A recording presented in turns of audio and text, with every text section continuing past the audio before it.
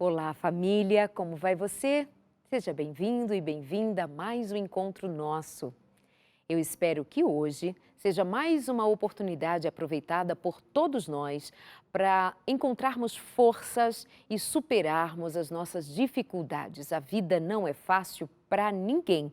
Todos nós temos desafios e muito importantes. Todos nós já passamos por dores, perdas significativas, mas cada um de nós reage de uma forma. E muitas vezes será importante, ou melhor, absolutamente necessário, que possamos dar a oportunidade a nós mesmos de irmos além do que temos imaginado ir. Você pode mais, você consegue mais, especialmente quando a graça de Deus, o Espírito de Deus nos assiste. Hoje nós vamos conhecer a história de um rapaz que certamente vai nos ajudar em muito. Vamos conhecer também sobre amizade, vamos conhecer sobre alguém que viu o próprio pai matar a sua própria mãe quando ainda era uma criança. Os danos que isso causa, os danos que essa violência provoca e tudo o que vem a seguir. Como fora encontrado por alguém que lhe estendeu a mão e o ensinou sobre esperança e sobre fazer diferente, simplesmente aceitando que em Deus nós temos como reverter ou como ver a nossa vida, refazer as nossas forças e vê-la de novo com sentido.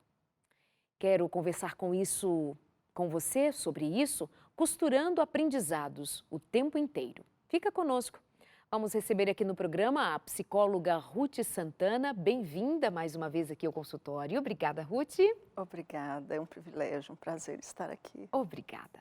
Acompanhada hoje, nós estamos acompanhados no programa de hoje do Ademir de Freitas. Ele é professor, especialmente professor de Bíblia. Ele é um professor daqueles que ensina as pessoas a conhecerem a Bíblia. Ademir, bem-vindo. Tudo bem com você? Tudo bem, graças a Deus. É um prazer estar aqui com você. Muito obrigada. Acompanhado do Eliseu Maciel. Eliseu é, um estudante universitário e é a chave do programa de hoje, dele que nós vamos querer ouvir muito para entendermos como é possível superar os dramas. E são muitos os dramas vividos por ele, mas também quero que você perceba que há muita alegria, muito sentido de vida na vida deste pequeno grande homem. Tudo bem com você, Eliseu? Tudo bem, Dalede, obrigado pelo convite. Estou Obrigada. muito feliz por estar aqui. Eliseu, então não tem como, vou começar com você, tá bem? Fala para nós, o que, o que provocou a degeneração óssea em você? Por que você é pequenininho, mas como você se tornou um grande homem para já despertar nas pessoas o interesse de nos ouvir aqui e saber que este programa pode ser, de fato, uma oportunidade única na vida? Me conta de você. Então, eu nasci com um problema chamado osteogênese imperfeita. É um problema congênito nos ossos e quem tem esse problema, segundo os médicos, não vivem muito. Morrem no máximo até, no caso, morrem com 15, 18 anos. Esse seria o seu tempo de vida previsto pela Isso, medicina, né? isso, exatamente. Ok. Você está com que idade? Estou com 35 anos. 35 anos. Uhum. Qual foi o seu grande drama quando você ainda era uma criança? Primeiro foram as fraturas. Tive cerca de, ali nas minhas contas, 35 fraturas até os 20 anos de idade. Umas vezes eram fraturas por eu ter abusado, né? Porque eu queria ser criança normal. E outras vezes era assim, eu tava assim, sentado, parado, de repente o osso quebrava. Outro drama foi os meus pais. Quando vieram as brigas, meu pai se desviou da igreja, deixou Deus, passou a entrar para o mundo dos vícios, passou a beber, a fumar, o uso de armas, passou a agredir minha mãe de forma física, verbal, psicológica, muita pressão. E ali uma criança de 5 anos vê a sua mãe a apanhar de forma cruel e não poder fazer nada, para nós foi um drama muito pesado, sabe? Você tinha irmãos? Eu tinha, Eles são mais éramos, velhos que você. sim. E umas vezes eu até entrava no meio para tentar tirar minha mãe dali. De vez em quando eu também era atingido de alguma forma. Foram quase 5 anos nesse clima de muita violência. E quando seu pai matou sua mãe, você estava com que idade? Eu estava com 8 anos 8 anos de de idade. idade. E eu não cheguei a ver o ato, mas depois de alguns minutos dele ter feito isso, eu vi o corpo dela ali, naquele estado. E para mim, na hora ali, você teve vontade de morrer, Junto. sabe? Eu senti um terror ali, sabe? Você perde o chão. Deus, Ruth, o que é isso para uma criança administrar, né? É uma emoção absolutamente estarrecedora. Surreal. O que isso pode provocar? O que provoca num coraçãozinho ainda tão jovem, tão menino? O que dizer? Isso pode provocar, Darleide, uma desesperança generalizada. Porque aquelas pessoas que estavam ali para cuidar, porque o pai é o que traz a proteção, traz o cuidado, traz as regras e é aquele que mostra que você está seguro. Eu estou aqui. E de repente, o pai destrói aquela outra pessoa que também te trouxe à luz e que é uma criança de 5 anos, ainda tem um relacionamento muito profundo, muito forte com a mãe. E ver isso realmente pode vir a causar transtornos irreversíveis de toda espécie em seus relacionamentos,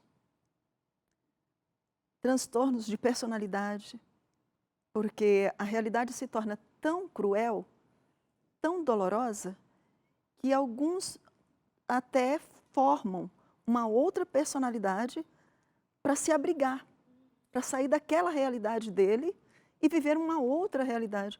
Daí é que tem as psicopatias, as doenças mentais que se desenvolvem a partir de um trauma tão profundo e nessa fase da idade, né? Porque não podemos deixar de reconhecer e observar que essa fase é uma fase em que está se formando o ser, está se formando a personalidade, o caráter. Então, se vem um trauma desse tipo nessa fase, nós não temos muita esperança em relação ao desenvolvimento como um todo dessa pessoa. Sabe que eu estava lendo alguns estudos que dão conta, alguns já concluídos para a proposta inicial e outros ainda em andamento, que crianças que são expostas à violência, que sofrem abuso, especialmente o sexual, mas de toda espécie de violência para uma criança, isso é tão comprometedor que o cérebro, ele fisicamente se modifica, não é, Ruth? Sim. E regiões do cérebro se modificam, como a amígdala cerebral, podendo perder capacidade de empatia, de reconhecimento das necessidades dos outros. Esse cérebro encolhe com o sofrimento, com a violência. Para nós só simplesmente pensarmos o que significa uma criança exposta à violência. Aproveitamos então para pedir aos pais, às famílias, que protejam seus filhos da violência, e violência de toda ordem. A violência enquanto o pai e mãe brigam na frente dos seus filhos e dizem palavras terríveis que caem no coração de uma criança como uma bomba. E essa criança pode ficar temerosa de que seus pais se separem, de que ele seja culpado, de que essa criança seja culpada. Muitas vezes agressão física na frente das crianças, sem contar na agressão de adultos fisicamente com os filhos, com as crianças. Enfim, estamos falando de abusos, violências E isso é alguma coisa que nós precisamos ter o maior cuidado, porque há aquilo que pode ser revertido, mas há cicatrizes que não saram, a depender do tratamento que possa ser dado a essa criança. Mas vamos continuando aqui, então, fazendo essas reflexões diante da história do Eliseu, com quem nós vamos aprender bastante hoje. E nós falávamos aqui justamente do que pode acontecer quando uma criança é exposta a esse sofrimento. E agora eu me dirijo ao Ademir. Ademir, você conheceu o Eliseu já há alguns anos. Conta pra gente em que estado você conhece, que pessoa era ele quando você o conheceu. Então, quando eu conheci o Eliseu, o que podia se perceber nele era claramente uma coisa: ele não tinha nenhuma esperança, ele não conseguia olhar para a gente. Quando a gente conversava com ele olhava e logo baixava a cabeça. Era alguém assim que você podia ver nele claramente um camarada derrotado, muito para baixo. E quando nós começamos a participar da vida dele, e quando começamos a falar de Jesus para ele, eu percebi que tinha nele era uma guerra psicológica mesmo, algo mental muito forte que o prendia. Eu me lembro, um detalhe rápido, que a primeira vez que eu vi ele sorrir, eu chorei. Meu Deus. Porque eu e minha esposa estávamos no carro, né? Nós levamos ele por 7 anos e meio para a igreja, quando nós morávamos onde ele mora, né? E nesse período, quando nós viemos um dia, e não sei que bobagem que eu falei com a minha esposa ali brincando, eu percebi ele rindo alto. E aí eu chorei, porque eu não tinha visto ele rir. Eu não via ele com essa alegria. Era um baixo astral assim que era contagiante, era muito forte. Mas a palavra de Deus mudou. Eu digo que o Eliseu, a transformação dele foi aqui, ó, na mente. Foi tremenda, espetacular, impressionante. Quem acompanhou como eu, minha esposa, é algo assim muito forte. Vocês praticamente adotaram o Eliseu, né? Para cuidar, para levar para a igreja, para ensinar, para instruir. Com quem você morava, Eliseu? Como que ficou a sua família, a configuração da sua família depois da morte da sua mãe, depois que o seu pai foi preso?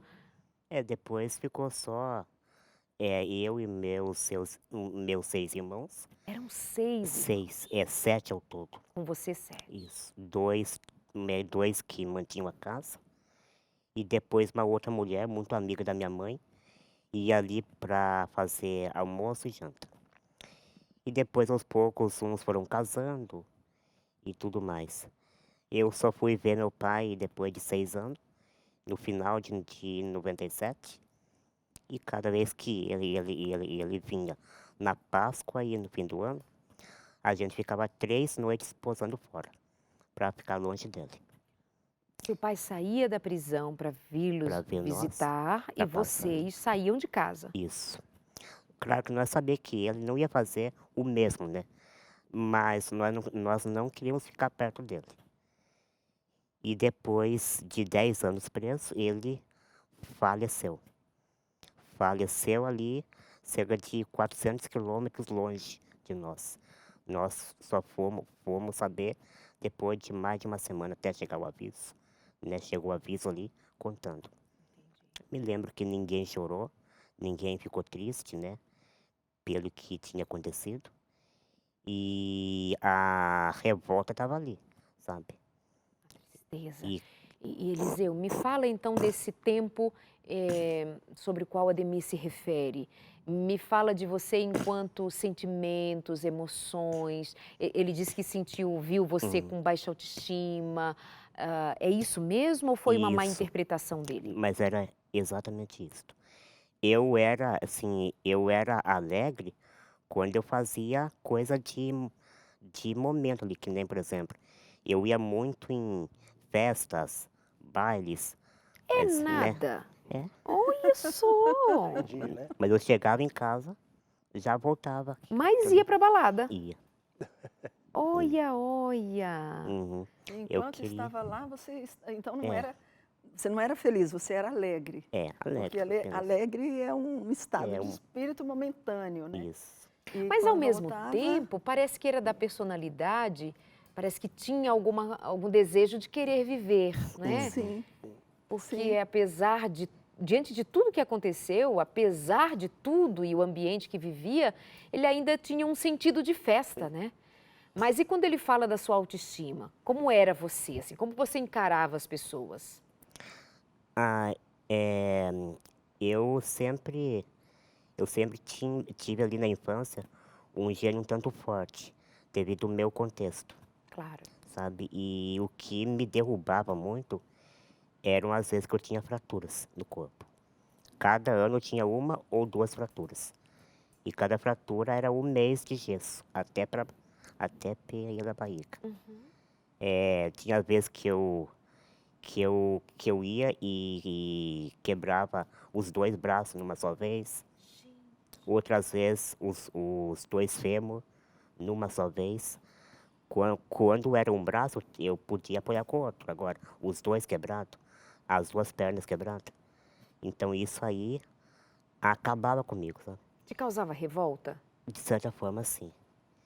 E depois que eu me recuperava, eu sempre pensei comigo, de hoje em diante eu vou me cuidar ao máximo para não me machucar mais. Mas depois de alguns meses, a mesma coisa. Voltava a ter fraturas. Tem outro aspecto da lei que eu creio que é bom a gente explorar, é que aos 16, 17 anos ele ouviu de um amigo dele uma perspectiva que tinha da família, a perspectiva médica de que ele, talvez aos 18 anos, era o máximo para que ele pudesse viver. Agora você imagina, soma todo o drama pessoal dele. Aí você soma essa perspectiva. Bom, eu estou com 16 anos e 6 meses e a perspectiva médica é de 18 anos para eu viver. E foi exatamente neste momento, e até inclusive ele conversa comigo, que ele sofreu muito tempo calado com isso, foi nesse período que Deus, eu creio que foi uma preparação divina clara, que nós entrássemos na vida dele, com a palavra de Deus. Para levar esperança. Para levar esperança, Você então exato. tinha medo de morrer naquele Eu período tinha. ali. Viver um Tinha tempo medo. de ansiedade. Vou morrer, é o fim da minha vida. Eu não gostava de tocar no assunto e foi por isso que eu não me abri com ninguém, porque era um assunto que eu queria enterrar. Só que eu assim passei o ano inteiro pensando naquilo. Será que é a mesma verdade? Será que eu vou morrer? E isso aí me afligiu Que bastante. difícil, não é, Ruth, ter que lidar com esse medo. O que você está pensando aí em perguntar para o Eliseu ou de compartilhar? É uma coisa que me chamou a atenção aqui no que ele estava falando e que você ressaltou foi a alegria que ele traz dentro dele. Apesar de todo esse contexto, de toda a experiência que ele teve, de sofrer nos ossos, não na pele, mas nos ossos, a dor de existir,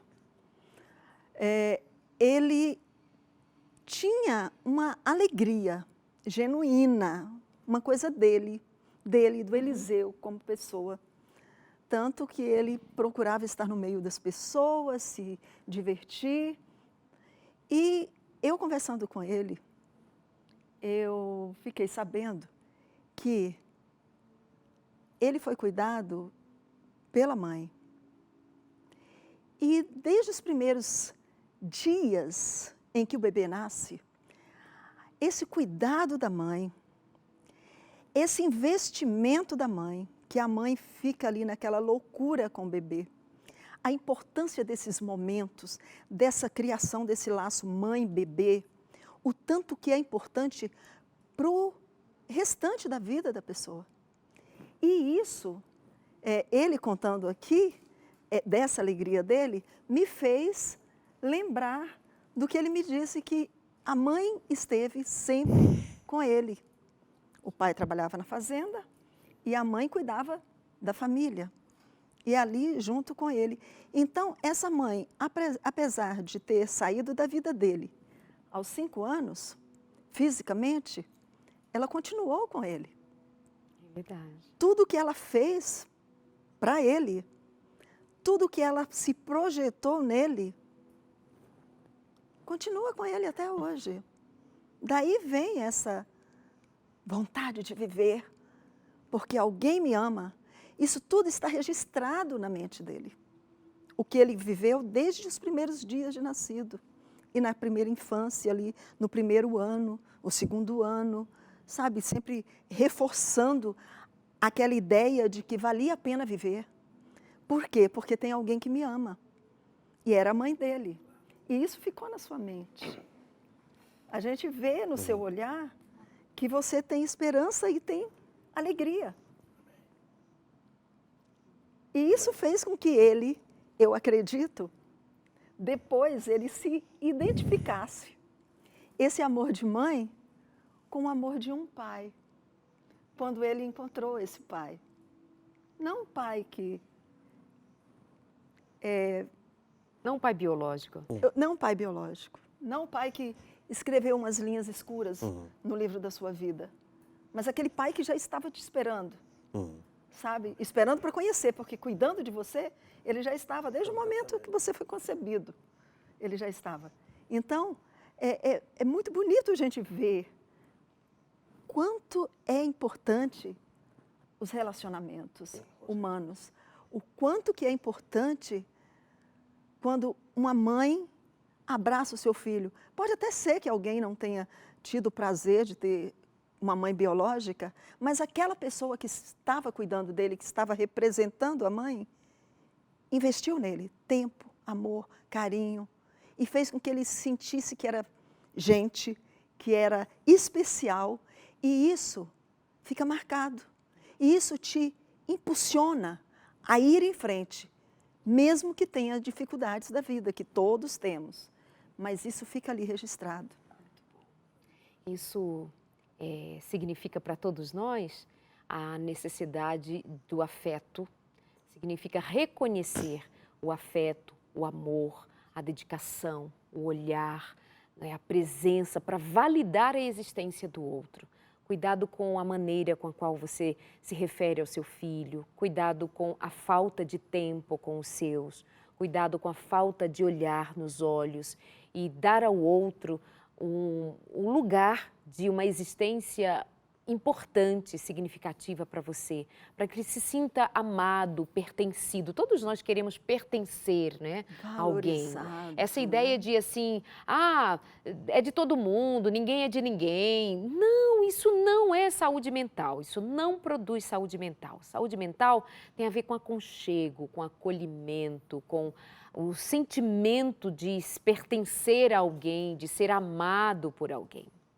Nós estamos então aqui sabendo, conhecendo um pouco mais da história do Eliseu, ouvindo também o testemunho do Ademir, que foi quem o encontrou numa fase da vida, quando ele ainda tinha ali os seus 17 para 18 anos de idade, pôde conhecê-lo e apresentou a ele Jesus, a palavra de Deus, a esperança, uma perspectiva que se renovou agora para a vida do Eliseu. E estamos também recebendo a Ruth Santana, que é psicóloga, para interagir aqui com a gente e pensar alguns pontos importantes disso que estamos ouvindo, para traduzir para a realidade de cada um de nós e ser aproveitado.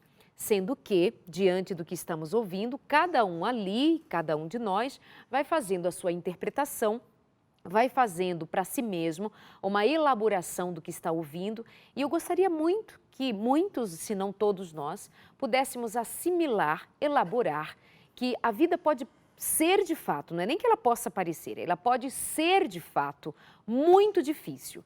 Ela pode trazer uma dose pesadíssima dos seus desafios que precisarão ser vencidos. Mas não há impossibilidades quando nós temos sentido de vida ou quando nós encontramos um sentido para a vida. Nós podemos sim usufruir de uma experiência renovada. Pensa em você. Quais são os dramas com os quais você tem convivido? Quais são as perdas importantes que você pode relatar? E quais são as impossibilidades que você vê? Talvez aquilo que você vê como impossibilidade pode não ser. Para o Eliseu, seria impossível, inclusive segundo a ciência, viver além dos 18 anos de idade. Dizia a ciência. Aí vem o Eliseu e diz, essa ciência não é a ciência Contestou a ciência. da minha vida e eu vou contestar essa ciência vivendo. Amém. Surgiu ali, me parece, não creio, surgiu ali um barco para te salvar daquele mar revolto, tendo que lidar com tudo que você vinha lidando até ali, ainda com esse medo de morrer, um barco para te dar esperança. E você, bobo nem nada, porque nunca foi bobo, né? Toma esse barco e toca a vida. E isso é lindo demais. Por isso que você faz um homem desse tamanhão chorar quando te viu sorrir, dar gargalhada pela primeira Claro, vez na companhia dele. O que mais te marca na vida do Eliseu? Eu digo assim que a vida do Eliseu é uma grande bênção para mim. Eu aprendi a amar as pessoas, a amar, estudar a Bíblia com as pessoas, a falar de Jesus com elas, por ver a vida dele sendo transformada. Que lindo. No dia do batismo dele, quando eu peguei ele ali no colo e ali entreguei para o pastor para que ele o batizasse, depois ele devolveu para mim, me molhou todo ali e tal. Aquilo foi marcante demais para a minha vida. E após, aquilo ali me deixou apaixonado por pessoas, né? Me deixou assim, eu entendi que eu tinha que pregar mais o evangelho para muito mais pessoas. E por isso que hoje eu tenho prazer, assim, de sair com ele, fazer várias semanas de oração. Viemos agora, há uns dias atrás, do Paraguai, levei ele para fazer a semana de oração comigo. A gente vai fracionando os testemunhos dele, que são grandes, e a gente vê, é algo fantástico.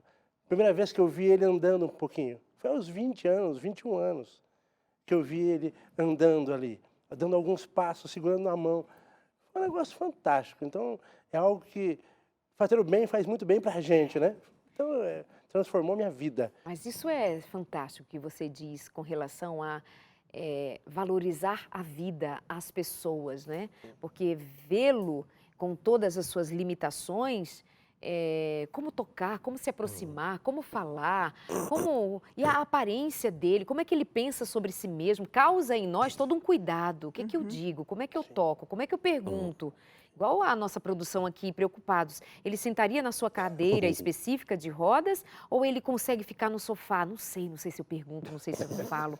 Aí a gente pergunta e ele dá um pulo no sofá. E ui, ele ensina que assim, somos nós que temos limitações. Ele nem tanto assim, hein? Rapidinho, já voltamos. Até já.